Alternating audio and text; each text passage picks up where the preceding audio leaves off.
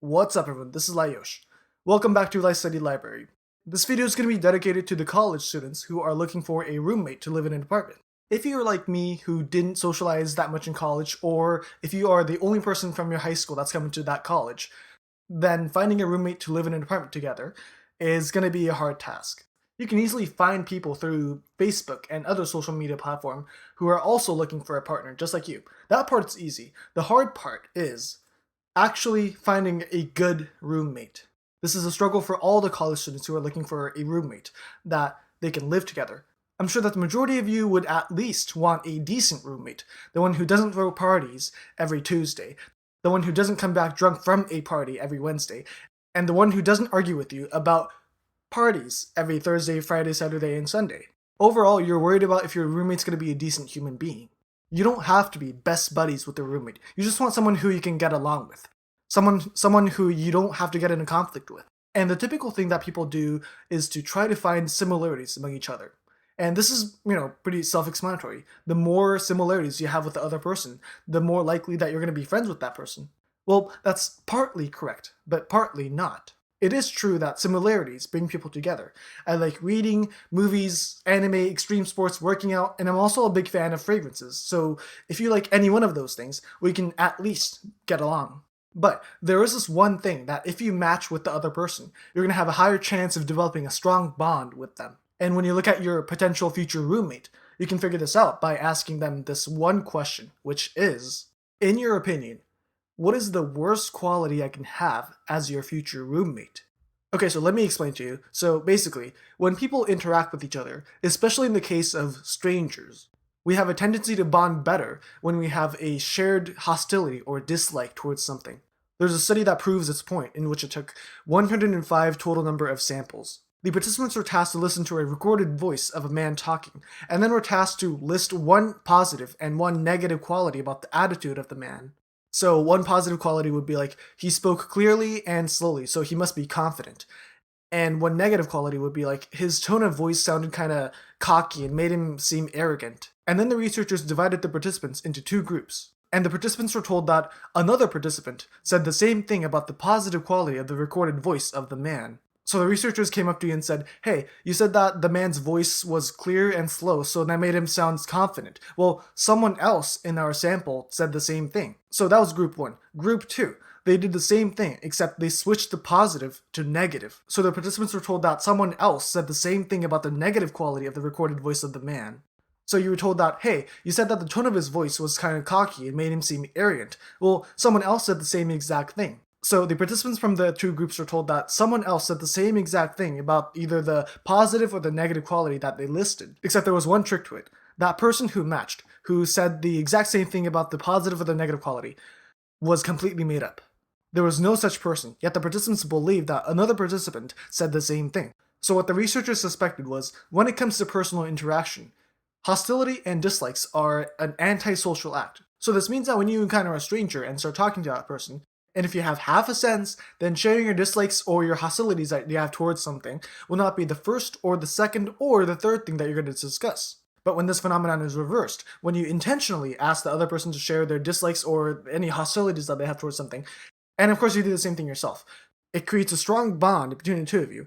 And if your negative opinion matches with the other person, it creates an even stronger bond. Remember, talking about your dislikes and your hostility is an antisocial behavior, which you won't do in any other normal setting. Because if you do this in any other social setting, you might get yourself into trouble. For example, you might be negatively judged, you might be seen as a potential threat, you might be even ostracized. And as a social creature, we are instinctively avoidant of these kind of negative opinions. But this is only the case with strangers. Once we actually become close with the other person and get to know them well, you can easily share your negative opinions about stuff, because you kind of have this feeling of ease that you can trust the other person enough to share your negative opinions and not be judged or, seen as a potential threat. And when you deliberately ask them to share their dislikes or hostilities to you, you're in a way tricking their mind into trusting you, because their mind is going like, oh, because I'm talking about this hostility or dislike that I have to this person, I must like him or her, I must trust this person. So you're pretty much deliberately creating a sense of ease in the mind of this person. And when you do the same thing yourself, it brings you two closer. And if the two of you's negative opinion matches, then you're going to have an alliance against a common enemy per se. This one is a little bit more easier to understand. So Luke Skywalker and Darth Vader are fighting. They're fighting to their death. Luke loses an arm, but then Palpatine shows up, and both Luke and Vader sees him as a bigger and badder threat. So they both form an alliance to defeat this common threat called Palpatine. Well, that's not really the exact way it happened in the movie, but you know what I mean.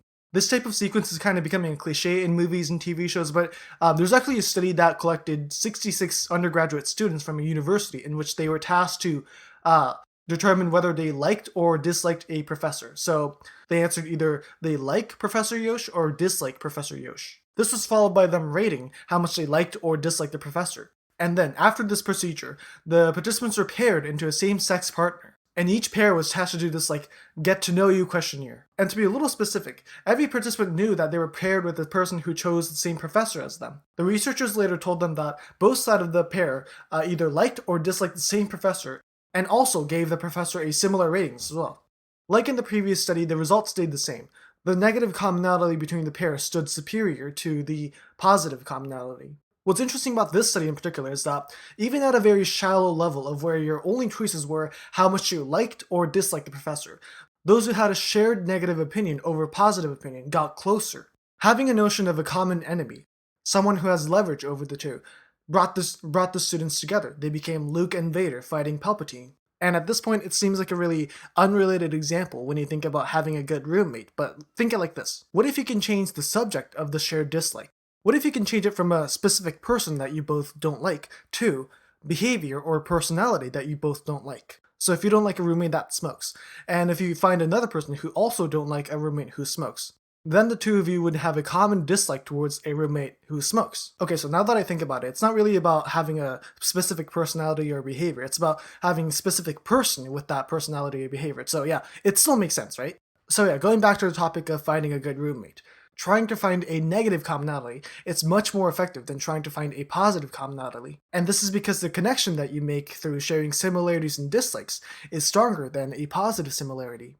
This concept is even used in places like negotiations where the two conflicting sides would have a mediator that they both don't like, so they form an alliance, and that's how they succeed in negotiations. So it sucks being the mediator, but...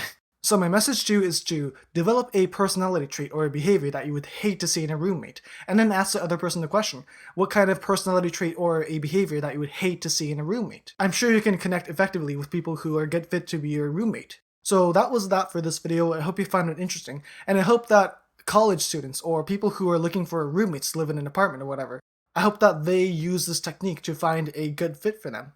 And one thing that I wanted to add is that this video talked about how similar dislike brought people together, so it was kind of obvious, but ultimately, this works in friends and potential romantic partners as well. But everyone should know that this question isn't a magic pill, so finding similar dislikes doesn't immediately make us good friends, people who we can rely on when we're in trouble. So that's what I'm going to be talking about in the next video. It'll be titled something like Scientifically Proven Aspect That Determines a Good Friend. So I'm going to try to post it as soon as possible, and for now, all I want you to do is to subscribe to my channel, and that's pretty much it for now. So if you can do that, I would be very happy with what you did. So thank you for watching. I hope you really enjoyed my video. This video was hosted by me, Lye Yosh. Thank you for watching. Again, subscribe to my channel, and I'll see you at the next video. Bye!